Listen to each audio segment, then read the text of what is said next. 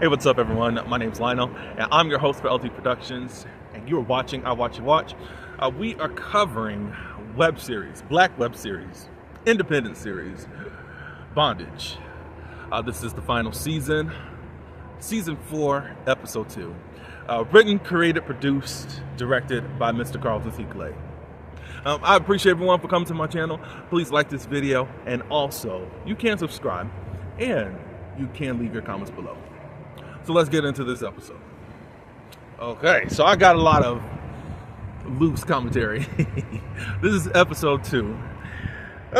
So we start off where we left off in episode 1. Captain Sean has just revealed to Bond that he might be his father. Bond is calling BS. Like, is this a joke? And Captain Sean breaks it down, saying that Maurice Bond and him were friends back in the day. And Bond was like, no, Maurice Bond, well, how it was before Sean broke it down. Bond gonna say that Maurice Bond is my father. And I'm thinking, okay, Bond, what does that mean? Is he a prize? I'm just saying. So Sean and Bond used to be friends. Maurice used to be friends back in the day. And Sean was always the friend that was always trying to keep Maurice out of trouble. So him and Aretha were having problems one day, and Aretha was sick of Maurice at that point and leaned on Sean for comfort. And Bond said, so you took advantage of my mom? No. It wasn't like that. Shout out to Brotherhood. That's another web series. I know I've covered it on my channel, written by Carlton C. Clay. I said, Sean. He says, no. Me and Aretha, we've always had feelings for each other. Okay. And she always chose Maurice. Okay. So when she was vulnerable, when she was sick and tired like Bernadine, she came to you. And you did not use this moment to get what you wanted. But you're not taking, you weren't taking advantage of the whole situation. With your friend. He's your friend. Okay. I just wanted to say, okay, Sean, there's no way to beautify what y'all did. Y'all did it because y'all wanted to do it. So maybe both of y'all used each other.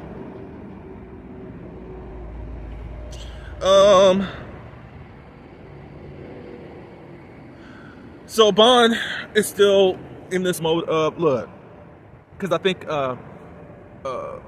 Sean is going to reveal how Maurice actually was unalived. So Bond was like, no. He was unalived by a bad drug deal. Sean says, no, Aretha put that out there. You know, I got some questions for Aretha. And I wish we actually asked these questions while she was still alive. I don't think that we would have got the truth. But Aretha is full of secrets. And I may have a little, I have a little thought in the back of my mind about her. But we'll get to that in just a few moments. Sean actually says that the madam is the one that unalived your father. And basically at this point, Bond don't want to hear nothing, and he tells Detective or Captain Sean to kindly get the F out of his home. And he leaves. Okay, so we move on to Felicia. Felicia is in bed, and she's having the time of her life. Someone is rocking her world, as far as sex-wise. And we see that it is Bond. Next thing you know, Felicia wakes out of sleep. So, we've already seen Felicia take care of herself after a therapy session with Bond.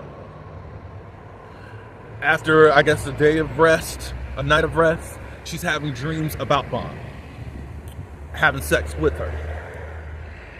So after she wakes up, she finds this note from her husband saying, hey, I had to go into the office. At this point, Felicia needed to take care of herself. So she brings out one of her pleasurable toys, and all she could think about is Bond. That is very interesting. But for some reason, she just thinks that she has a high sex drive. Do you think it's a high sex drive, or she got something else going on? But we're going to find something about Felicia in just a second. So, Felicia invites over her school teacher, a friend. She complains about them children that she got to oversee as far as being a teacher. And then Felicia starts talking about her new client. You know, like, I mean, how she was describing Bond, it was just like she had this crush on him. And Kelly said, not this ish again. We find out that Felicia, in the past, had an affair with one of her clients. It's just like, wait a minute. And the guy's name is Scott. We find out that she cheated. And then she's like, look, I can't have my husband finding out about that. And Kelly's like, well, what are you doing with this one? Are you about to do that again? So then there's this whole debate about Felicia's libido is high. And she can't help it that at this point in her life that hers is at this height and her husband's at this height. I will say this. Do I look at Felicia sideways? Yes. Do I have some understanding about what Felicia may be going through? Yes. Does it give her right to step out of her marriage? No. Does it give her right to necessarily fantasize about other men that actually give you pleasure? That all depends on the marriage, on what they actually want to do. I don't understand why Felicia hasn't really gone into depth as to what she needs. Yeah, she does give hints and she does pull on the husband, but the husband don't really understand what's going on with you. So it's interesting to see that you were talking all this HIPAA law stuff with Bond, and now you are willing to break. We know that you already will break boundaries with your patients to get what you want. Quite interesting.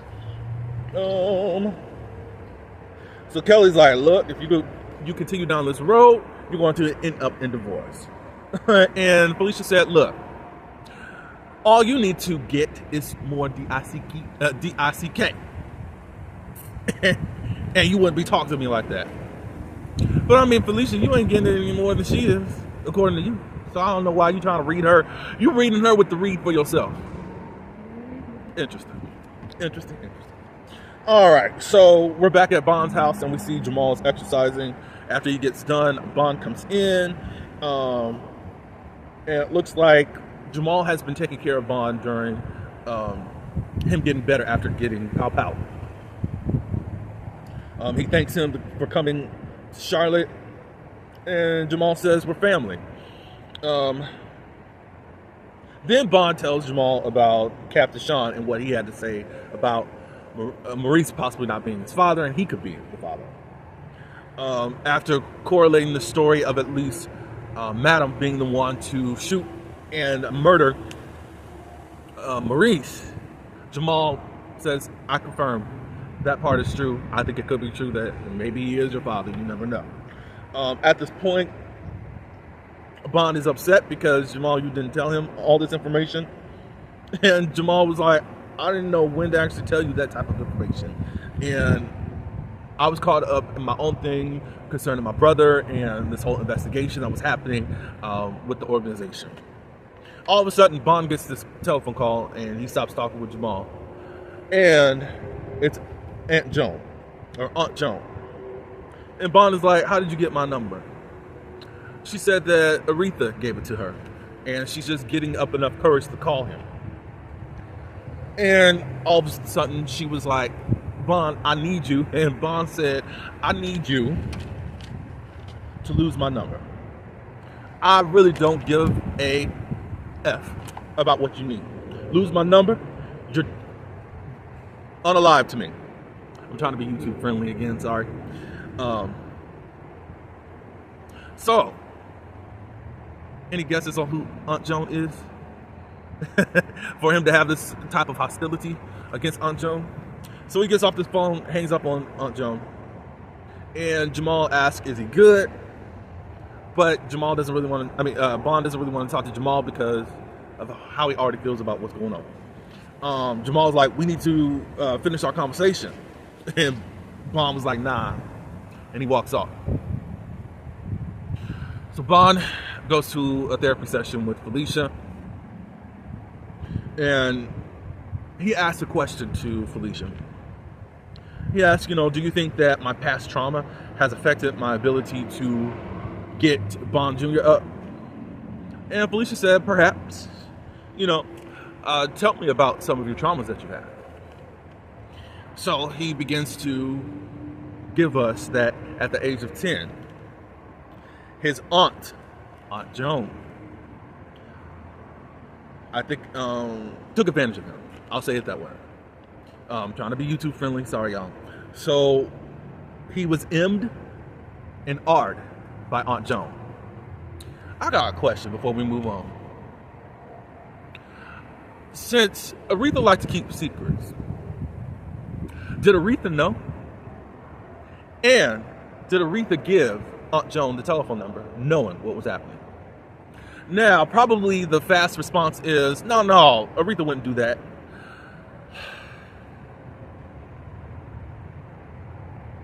If she knew.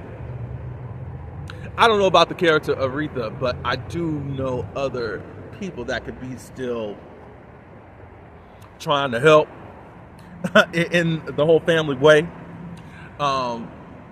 They would give up the person that possibly has been violated for whatever reason. Maybe Aunt Joan had good intentions and really wanted to apologize and make things right. But just calling on the fly is not helping.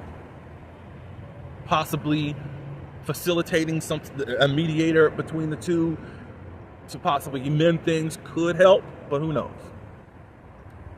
I think it would be, how could I say this as far as Aretha? I think it's kind of whack if Aretha knew and still gave out Bond's number to Aunt Joan. They're just thinking that everything was going to be cool if she called to try to make things right. I'm just saying. So anyways, Bond feels like sex defines him in the way that it was introduced to him. He's kind of stuck between the old Bond and getting to the new Bond when his junior Bond don't even work. It's like, how do I move on to this new Bond? Felicia says, first, thank you for opening up and sharing with her. I feel like when she said that, she took that personally. What do y'all think? Because Felicia already knows how to break boundaries between her patients. It just seems like, thank you for opening up and sharing with me. Because she already is fantasizing of having sex with him. What do y'all think?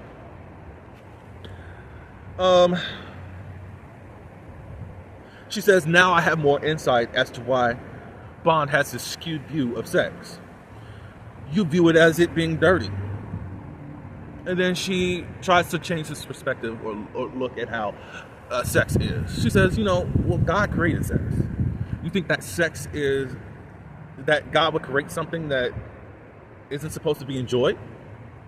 It was something for Bond to ponder over. I agree with that with her. But in the back of my mind, I'm thinking about Felicia having these ulterior motives and manipulative motives. I kind of think that Felicia's being used as this double-edged sword. She's helping Bond move past this place of sex being defined in a way to him as being used against him, to actually enjoying sex, even though he does feel like he has an addiction to sex, But then at the same time, I feel like you're using it to your advantage to possibly have some time with Bond yourself. Y'all let me know how y'all feel about that.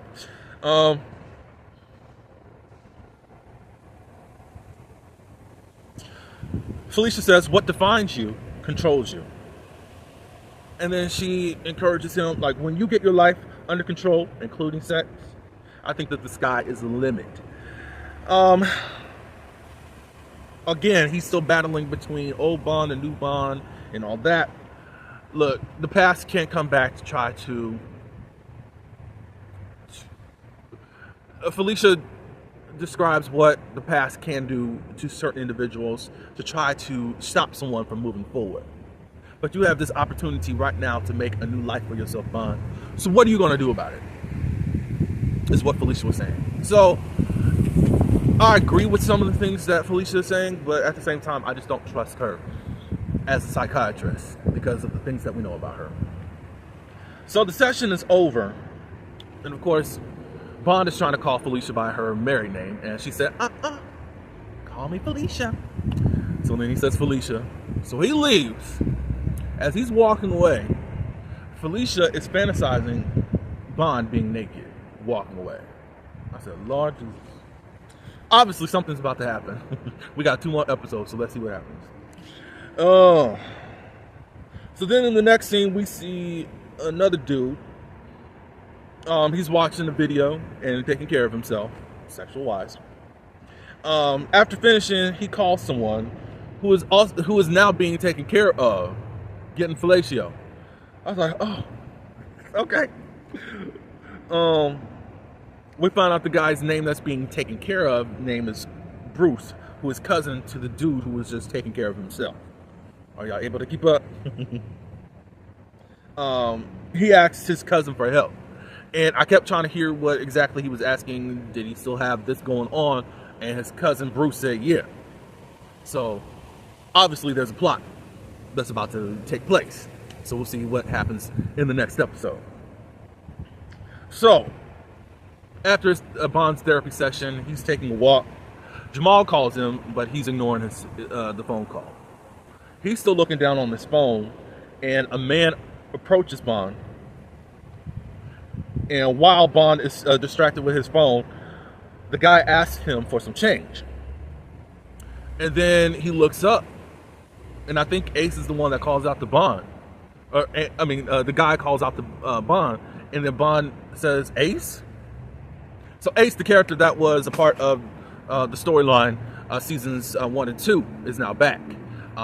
The role has been recast, and now we got to get into him in the next episode. So that was the end. I had a lot of thoughts and a lot of things I had to get out because I don't know about Miss Aretha.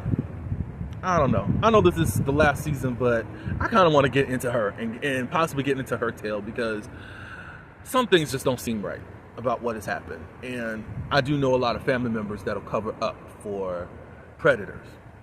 And I wonder if she was one of those people that did that. And I still want to know if she was the one to orchestrate for Aunt Joan to call Bond, knowing what Bond has been through. But anyways, and we already know she has some secrets. I mean, she was having affairs, just as Maurice was having affairs and had a child on Aretha. So, hey, there was a lot going on. Anyways, y'all let me know your thoughts. Thank you for stopping by. Like this video and subscribe if you are new. And I will see you in the next one. Peace.